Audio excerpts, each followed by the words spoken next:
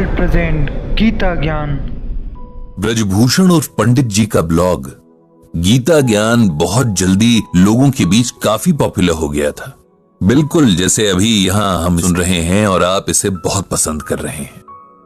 ये ब्लॉग कोई उपदेश देने वाले बाबा जी के उपदेशों का कलेक्शन नहीं था, न ही किसी तरह के तंत्र मंत्र से आपके जीवन की प्रॉब्लम सॉल्व करने की गारंटी देने की बात कहता था। यहां पंडित जी सीधे सरल शब्दों में श्रीमद् भागवत गीता के श्लोकों का अर्थ और उन्हें किस तरह असल जिंदगी में उतारा जाए ये बताते थे।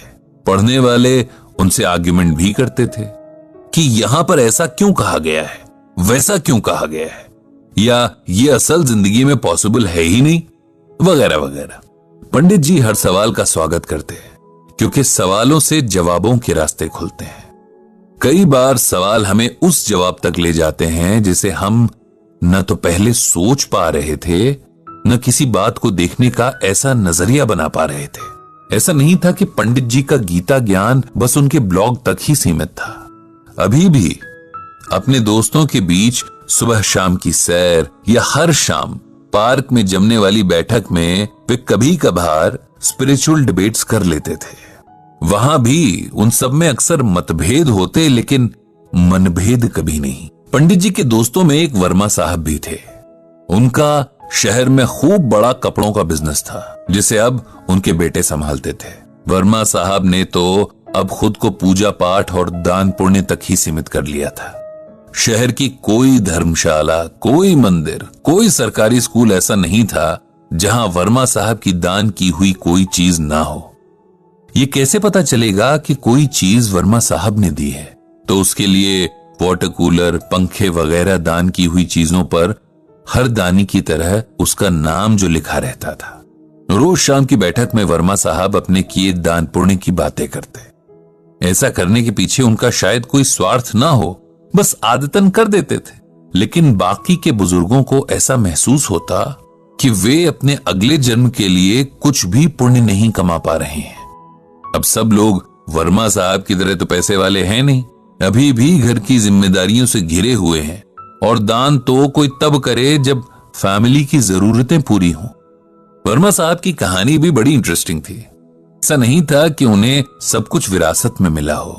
उनके पिता की शहर के एक बड़े चौराहे पर एक छोटी सी किराना की दुकान थी और फैमिली बड़ी थी, तो बस गुजर बसर करने वाले हालात थे।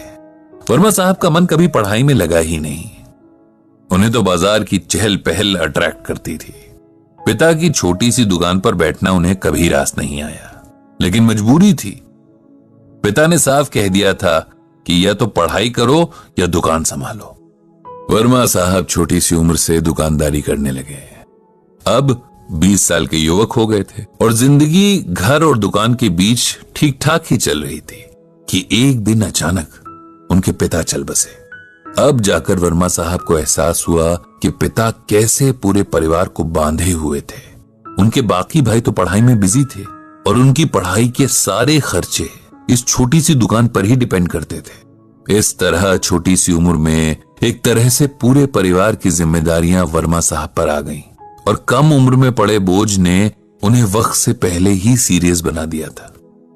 अपनी मेहनत और बिजनेस माइंड के दम पर वर्मा साहब ने एक छोटी सी दुकान से इस शहर के सबसे बड़े कपड़ा व्यापारी तक का सफर तय किया था। आज उनके बेटों के पास एक सफल कारोबार है जिसकी नींव उनके पिता के पसीने की नमी थी। पंडित जी अक्सर एक बात नोट करते कि तमाम पूजा पाठ और दान पुण्य के बाद भी, जीवन के सारे सुख और सम्मान होने के बाद भी वर्मा साहब के चेहरे पर सुकून गायब रहता, जो एक्चुअली होना चाहिए था।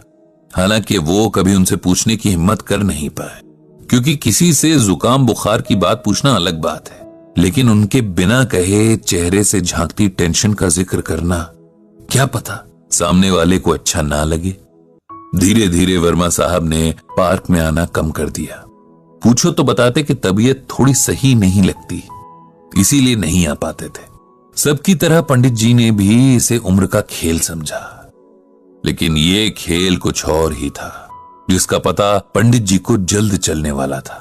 जब लगातार एक हफ्ते तक वर्मा साहब पार्क में नहीं आए, तब मित्र मंडली ने सोचा कि क्यों ना उनके घर चला जाए, उनका हाल पूछा जाए। जिसके पास जब समय था उनके घर मिलने गया।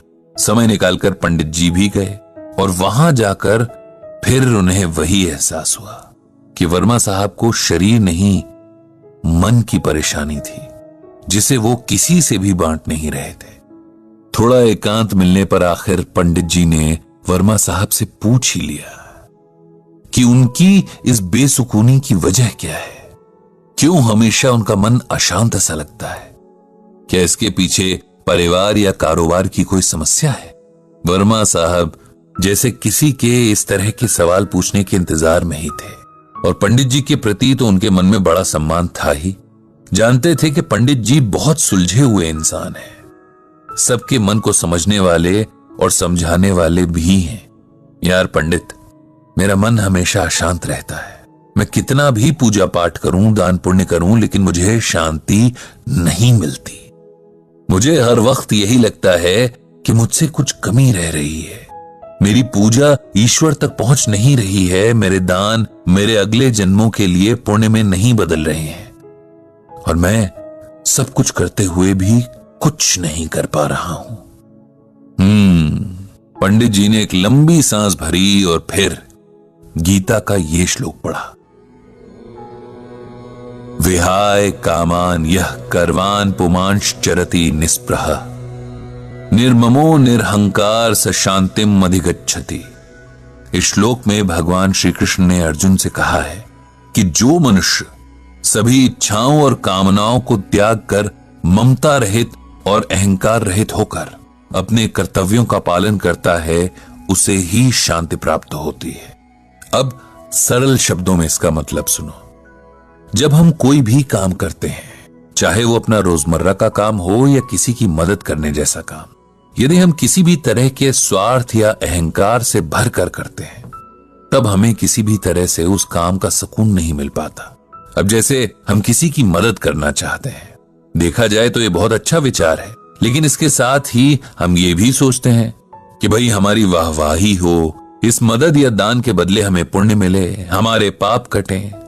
तब हम निस्वार्थ भावना से दान नहीं कर रहे। इसीलिए हो सकता है कि हमें पुण्य तो मिल जाए लेकिन शांति ना मिले। ये रूल जीवन के हर काम पर लागू होता है।